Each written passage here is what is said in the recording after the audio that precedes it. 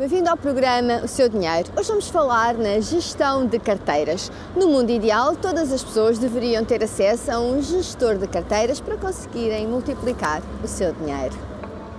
A boa notícia é que, com os chamados bancos online, este serviço passou a estar acessível a mais pessoas. A má notícia é que os montantes para usufruir deste serviço ainda podem ser um pouco elevados para a maioria dos portugueses. Mas vale a pena saber como funciona. O serviço de gestão de carteiras é normalmente um serviço onde o banco ou a instituição financeira se propõe gerir o património do cliente de uma forma que se substitui ao próprio cliente em todas as opções de investimento. Mas afinal, o que é um gestor de carteiras? É um profissional credenciado e fiscalizado pela Comissão de Mercados e Valores Mobiliários, a CMVM, que assume a gestão do dinheiro de um determinado cliente. É responsável, entre outras coisas, pelas decisões sobre os tipos de ativos financeiros que farão parte da carteira e em que proporção alocam o dinheiro em cada produto financeiro. É necessário, no início, aferir qual é o perfil de risco do cliente, quais são as suas expectativas, o prazo a que pretende investir e depois traçar então o perfil de investimento que vamos seguir.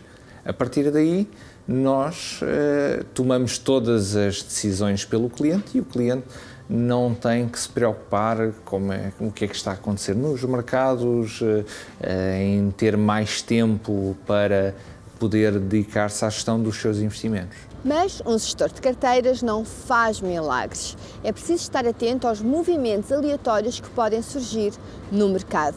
Por isso, quem tem um gestor de carteiras tem de estar ciente de que pode ganhar dinheiro, mas que também pode perder. Deve informar sempre o seu gestor de conta sobre quais as suas metas e restrições a curto, médio e longo prazo. Além disso, veja bem qual o seu perfil de risco para que este escolha os melhores ativos para a sua carteira. De acordo com o perfil do cliente, nós vamos investir num leque de produtos mais arriscado ou menos arriscado.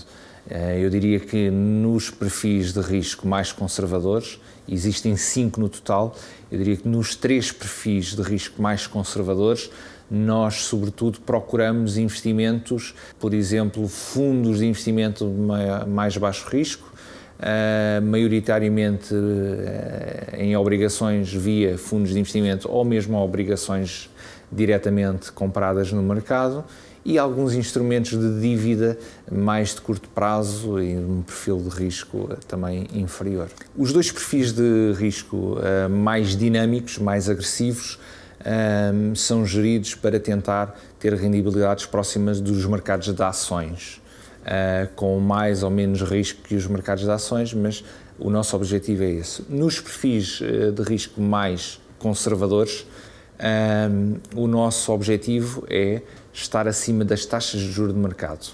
Portanto, temos como benchmark a Euribor. Para o perfil mais conservador, Euribor mais 1% é o nosso objetivo. O perfil intermédio, Euribor mais 3%, e o perfil mais arriscado dentro destes 3, Euribor mais 5%. Este serviço tem um preço. Quanto poderá custar ter um gestor de carteiras? O próprio serviço em si tem um custo, que é o custo do Unit Link, e que andará à volta dos 1% para pagar a gestão e também a componente de estar dentro do Unit Link, ser fiscalmente eficiente. E depois há o custo associado sempre aos próprios investimentos. Quando compramos um ETF, existe o próprio custo de comprar um ETF, que o cliente também teria o mesmo custo se estivesse a comprar sem ser dentro deste serviço de gestão de carteiras. Uma das grandes vantagens em ter um gestor de carteiras é em termos fiscais. As poupanças podem ser consideráveis, principalmente se investir a longo prazo. O Banco S decidiu fazer a gestão do seu serviço de gestão de carteiras dentro de um Unit Link, precisamente para otimizar toda a componente fiscal. No início, em 2004, quando começámos com este serviço, nós geríamos carteira a carteira, o que fazia com que cada vez que quiséssemos desinvestir de um produto que estivesse a ganhar dinheiro, pagávamos logo a fiscalidade, não é? Ficávamos logo sem uma parte, ao fim e ao cabo, do investimento que era entregue às finanças.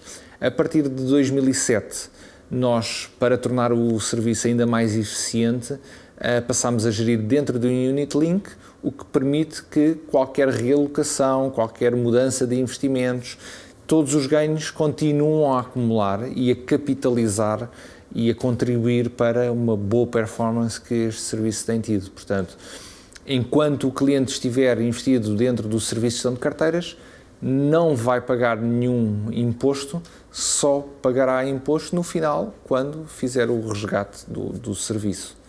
Componente fiscal existe ainda depois associada pelo facto de estarmos dentro do Unit Link. Se o cliente estiver connosco mais do que 5 anos, começa a ter uma vantagem fiscal adicional, que em vez dos 28%, começa a pagar menos imposto e ainda mais otimizada esta componente fiscal se o cliente tiver connosco 8 anos de investimento. O segredo está em escolher um bom gestor de carteiras. Há um estudo que diz que deve fazer o seguinte: analisar os comportamentos passados dos fundos de investimento e ver como é que foi o comportamento das carteiras na recessão e nos ciclos de expansão da economia. Os bons gestores são aqueles que conseguem manter uma boa rendibilidade independentemente destes ciclos e que os há.